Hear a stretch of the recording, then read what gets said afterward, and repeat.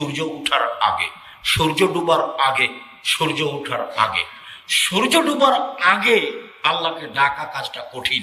তখন সবাই ব্যস্ত থাকে, দোকানপাটে থাকে, ব্যবসা বাণিজ্য নিয়ে থাকে, চায়ের স্টলে থাকে। এটা খুব কঠিন।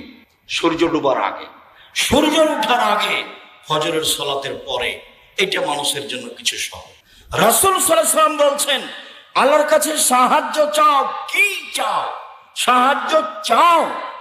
আস্তাইনু বিস-সাবরি ওয়াস-সালাহ, আল্লাহর কাছে সাহায্য চাও সালাতের মাধ্যমে, ধৈর্যের মাধ্যমে, সালাতের মাধ্যমে, ধৈর্যের মাধ্যমে চাও, অবশ্যই দিবেন।